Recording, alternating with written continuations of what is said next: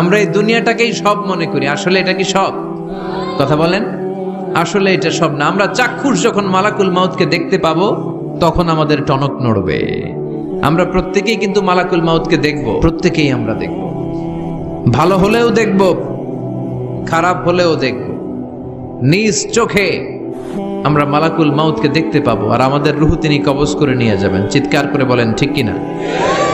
যারা মুমিন বান্দা, যারা ইমানদার, তারা মালাকুল মাউতকে দেখবে খুব সুশ্রী, সুন্দর, সাদা ধবধবে জুব্বা পরা একটা যুবকের বেশে।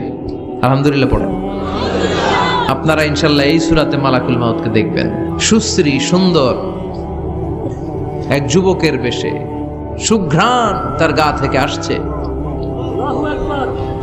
সে এসে মুমূর্ষু ব্যক্তির মাথার সামনে বসে পড়ে, বসে বলে, ইয়া আইয়াতুহান নাফসুল মুতমাইন্নাহ, হে প্রশান্ত আত্মা, উখরুজি ইলা মাগফিরাতিল্লাহি ওয়া রিদওয়ানি, আল্লাহর ক্ষমা, আল্লাহর সন্তুষ্টির দিকে তুমি বের হয়ে আসো। বলতে বলতে রুহুটা স্মুথলি মুমিন বান্দার দেহ থেকে বের হয়ে মালাকুল মাউতের হাতে চলে যায়। কাফান মিন আকফানিল জান্নাহ, হানুত মিন হানুতিল জান্নাহ, জান্নাতের হানুত এনে, কাফন এনে মালাকুল মাউত এটাকে খুব সম্মানের সাথে, আমরা বাঁচলেও যেমনি সম্মানিত, আমরা মরে গেলেও। রব্বুল আলামিন বলেন, ওয়ালাকাদ কাররামনা বানি আদম, আমি বনি আদমকে সম্মানিত করেছি। বেঁচে থাকলেও মানুষ সম্মানিত, মরে গেলেও সম্মানিত, ঠিক কিনা? আল্লাহ আমাদের সম্মান এত বাড়িয়েছে যে নূরের ফেরেশতারাও এই মানুষকে সেজদা দিতে বাধ্য হয়েছে, ঠিক কিনা? তার মানে মানুষের সম্মান আছে না নাই? এই মুমিন বান্দাকে আল্লাহ এত সম্মান দেয়, মালাকুল মাউত পুরুষের আকৃতিতে আসে, যুবকের আকৃতিতে আসে, ধবধবে সাদা জুব্বা পরে জান্নাতি কাফনে করে রুহুটা নিয়ে ইল্লিনে চলে যায়। আল্লাহ আমাদের মৃত্যুটা যেন এরকম ইমানের মৃত্যু হয়। আরো জোরে পড়েন আমিন। আর যারা কাফের, আহলুস শিমাল, বামপন্থী, ইসলাম বিরোধী, এরাও মালাকুল মাউতকে দেখে, তবে ভয়ঙ্কর আকৃতিতে দেখে। ভয়ঙ্কর, যত কুৎসিত হতে পারে একজন মানুষের চেহারা, যত দুর্গন্ধ বেরোতে পারে একজন লোকের দেহ থেকে, এরকম ভয়ঙ্কর অগ্নিমূর্তি নিয়ে মালাকুল মাউত তার কাছেও আসে, সেও দেখে। তবে এসেই মালাকুল মাউত ত্রাস সৃষ্টি করে। কি সৃষ্টি করে? মালাকুল মাউত ইসলাম বিরোধী আর গাদ্দার গুলোর মাথার সামনে এসে ত্রাস সৃষ্টি করে। এসে বলে, ইয়া আইয়াতুহান নাফসুল খাবিসা, এ পাপাত্তা বের হ। দুনিয়াতে ইসলাম রে অনেক বাস দিয়েছিস, আল্লাহর নবীকে অনেক গালি দিয়েছিস, ইসলামী আইনের বিরোধিতা করেছিস, ইসলামী আন্দোলনের 12টা বাজিয়েছিস। একটার পর একটা বলে ত্রাস সৃষ্টি করে, আর লোকটা কাঁপতে থাকে ভয়ে। আর বলে, ইয়া আইয়াতুহান নাফসুল খাবিসা, পাপাত্তা বের হয়ে আয়, বের হ। মুমিনের আত্মা যেমনি ডাক দেওয়ার সাথে সাথে স্মুথলি বের হয়েছে, কাফের আর মুশরিক ইসলাম বিরোধীদের আত্মা কি এরকম তাড়াতাড়ি বের হবে নাকি? উখরুজি ইলা গাদাবিল্লাহ, আল্লাহর রাগ, ক্রোধ আর ঘৃণার দিকে আত্মা তুই বের হয়ে আয়। বের হয় না। আত্মা একবার ডানে দৌড় মারে, একবার বাঁয়ে দৌড় মারে, সামনে মারে, পেছনে মারে, আত্মাটা শুধু ছোটাছুটি করে। এবার মালাকুল মাউত গায়ে যত জোর আছে টেনে টেনে টেনে হিচড়ে আত্মাটারে বের করে নিয়ে আসে। আল্লাহ, এই মরণ থেকে তুমি আমাদেরকে বাঁচাও। একটা জীবিত ছাগলকে জবাই না করে তার চামড়া দেহের এক জায়গা থেকে উল্টো দিকে টেনে হিচড়ে বের করলে সে যতটা ব্যথা পায়, এর চেয়ে বেশি ব্যথা কষ্ট দিয়ে ইসলাম বিরোধীদের রূহ কবজ করা হয়। এজন্য সেদিনের অপেক্ষায় আমরা সবাই আছি, ঠিক কিনা? তখন বোঝা যাবে কার কত ক্ষমতা, তখন বোঝা যাবে কার প্রতিফল কিরকম হবে, কার আবাসস্থল কোথায় হবে, কে ডানপন্থী, কে বামপন্থী, কে জান্নাতি জাহান্নামী। সেদিন সব গোমর ফাঁস হয়ে যাবে। এজন্য রাব্বুল আলামিন বলেন, আলহাকুমুত তাকাসুরু হাত্তা যুরতুমুল মাকাবির, দুনিয়ার লোভ লালসা তোমাদেরকে একেবারে পাগল বানিয়ে ফেলেছে। ক্ষমতার লোভ, টাকার লোভ, খ্যাতির লোভ, যশের লোভ তোমাদেরকে এমন পাগল বানিয়েছে, আখিরাতকে বেমালুম তোমরা ভুলে গিয়েছো। তোমাদের এই গাফলতি কশিন কালেও থামবে না, কমবে না, যতদিন না তোমরা কবরে ঢুকবা। ঠিক কিনা? এজন্য প্রিয় ভাইরা, একটু থামেন, স্টপ, সিট ডাউন, একটু ভাবেন যে আমাদেরকে চলে যেতে হবে। আমরা আজীবন থাকতে আসি নাই। এই দুনিয়াটা একটা মরীচিকা, তাই না? এই পৃথিবীটা একটা মায়াজাল, এটা একটা ধোঁকা। এই মায়াজালের ভেতরে আমরা পড়ে আছি। এই পৃথিবীর দৃষ্টান্ত হচ্ছে 4টা স্বর্ণের টুকরা আর 3টা লাশের মতো। অনেক অনেক আগের জামানায় 3জন যুবক তাদের কর্মসংস্থানের জন্য বেরিয়েছে। পথিমধ্যে তারা গুপ্তধন পেয়েছে। কি পেয়েছে? 4টা স্বর্ণের টুকরা পেয়ে তো মহা খুশি, আমরা বেঁচে গেলাম, আমরা ধনী হয়ে গেলাম, আর জীবনে আমাদের দুঃখ নাই, কষ্ট নাই। এবার মানুষ 3জন, স্বর্ণের টুকরা 4টা, একটু ঝামেলা হয়ে গেল না? 4 জনে 4টা পাইলে ভালো হইতো না? মানুষ কয়জন? স্বর্ণের টুকরা কয়টা? 4টা। এবার তারা বলতে লাগলো আমাদের প্রচন্ড ক্ষুধা পেয়েছে। একজনকে বললো তুই বাজারে যা, বাজার থেকে রুটি কিনে নিয়ে আয়। সে রুটি কিনতে গেল। আর এই 2জন মিলে ভাবতে লাগলো শয়তানের ওয়াসওয়াসায় পড়ে একটা কাজ করি, যেটারে রুটি আনতে পাঠাইছে ওটারে যদি শেষ করে দিতে পারি, মানে ওটার কেল্লা যদি ফতে করে দিতে পারি, তাহলে তো আর ভাগাভাগির কোনো কাজ নাই। স্বর্ণ 4টা, তুই পাবি 2টা, আমি পাবো। আর যে রুটি আনতে গিয়েছে সে মনে মনে ভাবে রুটিতে যদি বিষ মাখায় নিতে পারি। দেখছেন খেলা? আল্লাহু আকবার। রুটিতে কি মাখায় নিতে পারি? বিষ। তাহলে এই 2টারে বিষ মাখানো রুটি খাওয়ায় দিলাম, 4টাই আমার। তো যেই চিন্তা ওই কাজ। ওরাও রুটির সাথে, উনিও রুটির সাথে বিষ মাখাইছে, এরাও রেডি হয়ে আছে কখন আসবে। আসার সাথে সাথে ওইটারে ধইরা আইজো মায়ের কাইলো মায়ের মাইরা ওইটার ভর্তা বানায় ফেলাইছে। ওইটা অক্কা পাইছে, শেষ। এবার 2 বন্ধু মহা খুশি, তুই 2টা আমি 2টা, লাফাইতেছে আনন্দে। এক বন্ধু কয় লাফাইস কম, ক্ষুধা লাগছে অনেক, আগে খেয়ে নেই। আয় কি করি? এবার প্যাকেট থেকে বিষ মাখানো রুটি বের করে রুটি খাই, ওই 2টাও শেষ। 4টা স্বর্ণের টুকরা স্বর্ণের টুকরার জায়গায় পড়ে আছে, আর 3টা লাশ পাশে পড়ে আছে। হাদিহি মাসালু হায়াতি দুনিয়া, এটাই তো দুনিয়ার জীবনের দৃষ্টান্ত। বাড়ির জায়গায় বাড়ি পড়ে থাকবে, ক্ষমতার মসনদের চেয়ারটা জায়গায় পড়ে থাকবে, মানুষগুলো থাকবে না। ঠিক কিনা? আপনি খেয়াল করে দেখেন, আপনারা যদি কেউ জিজ্ঞেস করে ভাই এই বাংলো বাড়িটা কার, আপনি খুব গর্ববোধ করে বলেন যে এটা আমার বাড়ি, বলেন না? একটু খেয়াল করেন, আপনার বাবা যখন এই বাড়িতে থাকতো, কেউ যখন জিজ্ঞেস করতো বাড়িটা কার, আপনার বাবাও বলতো এটা আমার বাড়ি। আপনার দাদাও খুব পরিচয় দিত, এটা আমার বাড়ি, এই বাড়ি কার? আমার। আপনার দাদার দাদার দাদাও বলতো এটা আমার বাড়ি। আপনি মরে গেলে এই বাড়িটাই, যেটারে আপনি আমার আমার বলে আগলে রাখতেন, আপনার ছেলে তখন শুরু করবে আমার।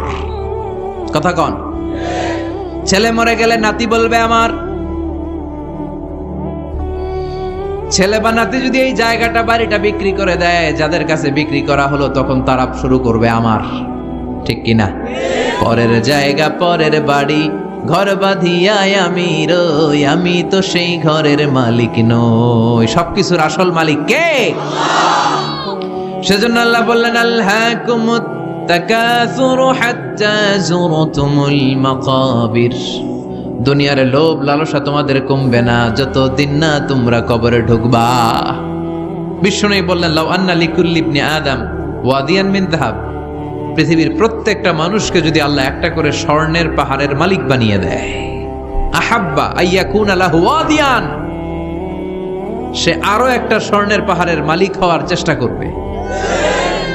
ওয়ালা ইয়ামলা আফাহু ইল্লা তুরাব, কবরের মাটি ছাড়া তার এই লোভ লালসা অতিরিক্ত চাওয়া পাওয়ার ইচ্ছা কোনোদিন কেউ থামাতে পারবে না।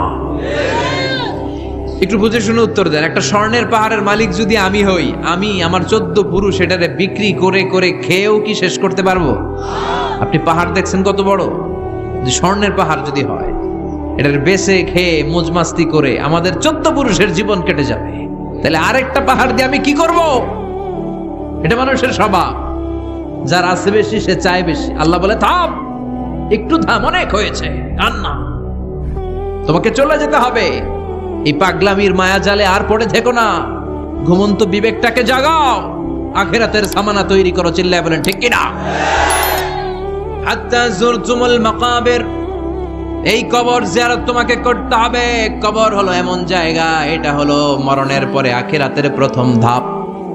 বিশ্বনবী বললেন এই ধাপটা যদি সহজ হয়, আখিরাতের বাকি ধাপগুলোরে সহজ করে দিবে কে?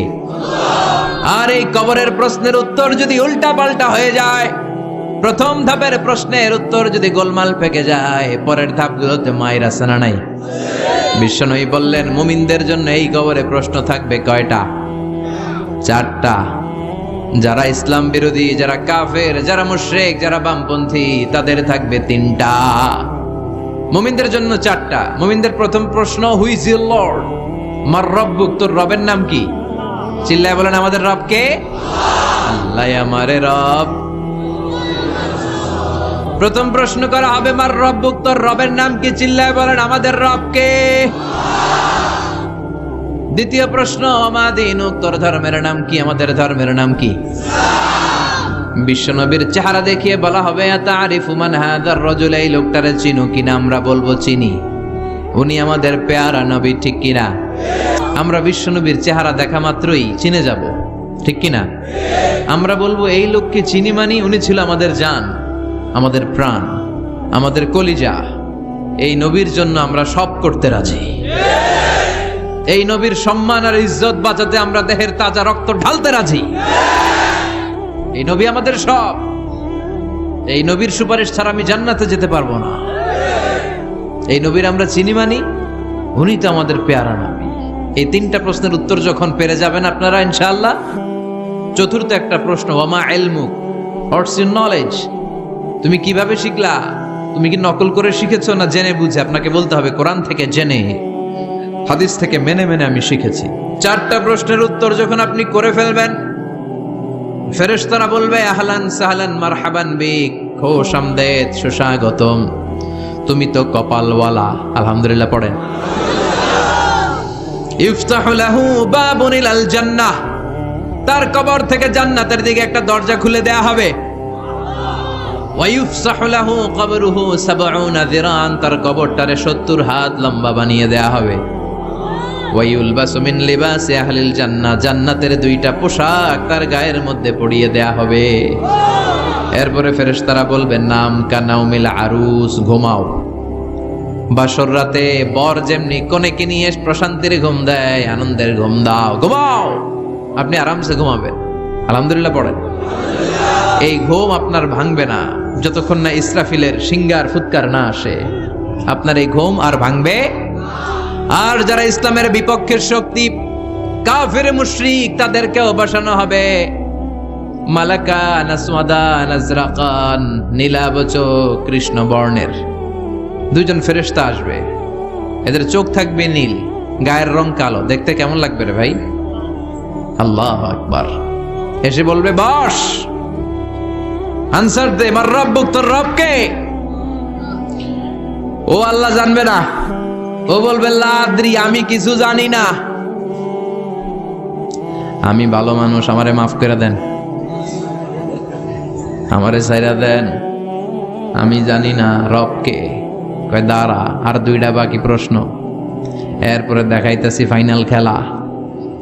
দ্বিতীয় প্রশ্ন, আমা দীনুক, তোর ধর্মের নাম কি? কয় জানি না, মাফ করে দেন।